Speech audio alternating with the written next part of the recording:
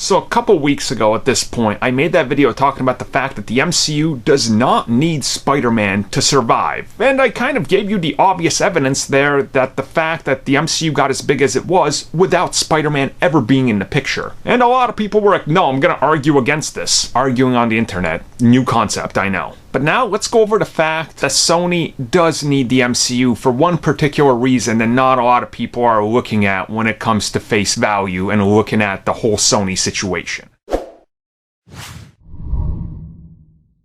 So before we start this, nobody's going to dispute that Venom was a big money maker. But if you look at the critics, they were not there. They did not enjoy this. Is this going to impact the sequel? Who really knows? Venom seems to be, I guess, I don't know, critic-proof, if you will. So who really knows? But we're at a point where the Venom sequel is most likely going to cost a lot more, considering they got a way better director, and the direction they say they're going in is probably going to end up being a bigger budget. Now, the film could go either way. It could end up making $1 billion, or it could end up falling short of the first film's total. It's a scenario we live in. I know, it's crazy, but it's going to be one of those two. And now you bring Spider-Man into the picture. Sony has not been seen as the guys that have done good with Spider-Man. Yes, I will agree. Spider-Man 1 and 2, absolutely love them. Specifically Spider-Man 2. Spider-Verse, love it. But remember, I made a video where Sony wasn't hands-on with that film. They were putting all their focus into the Emoji Movie and didn't even trust that Spider-Verse was going to make much money, which is the reason they didn't really put their hands on it. Now, getting back the golden boy of Marvel, Spider-Man, who do you think is going to handle this character? And sure, let's say that they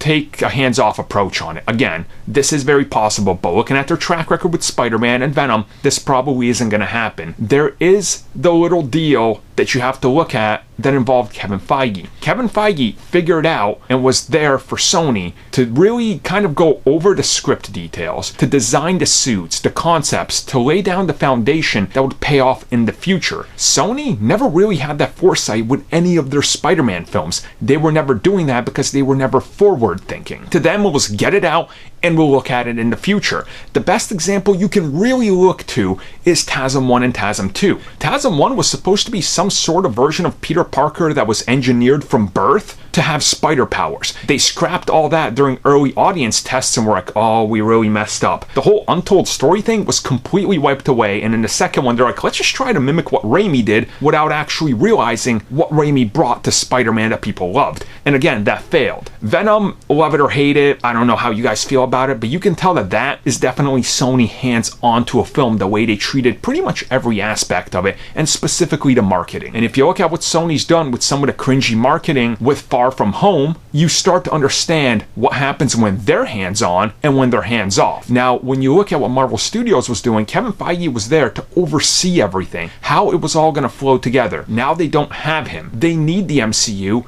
if they want that success, because people are becoming more aware of this. People are starting to realize that this is Marvel and this is Marvel in name, and you start to get that connection, right? And this is just because one of those things that the internet is changing. Everybody's becoming more aware of what's happening in Hollywood, and these headlines are everywhere now. You know, you go to Facebook, you're seeing everybody share this, so even the older generations now are starting to become more aware of it. And I can tell you right now, whatever happens with Spider-Man, if he's not back in the MCU in the foreseeable future, if they don't work something out, there will be a huge backlash against the next version of Spider-Man due to this.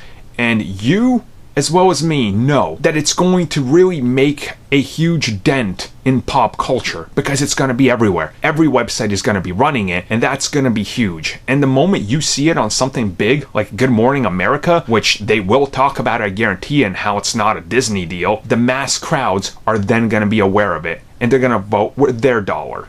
And again, we're going to find ourselves in a TASM 2 situation. It's one of these things where you just kind of repeat history. It's kind of like Battlestar Galactica. This has all happened before, and it will happen again. It's the third time for Sony. They haven't really figured it out. And right now, they're scraping by with only Spider-Man and Jumanji as successful franchises. How long do you think those two can go without Sony going hands-on and trying to interfere with them because they think they can make more money? I mean, literally, a week after they got Spider-Man back, they already announced a bunch of spin-offs, TV series, and other things in development.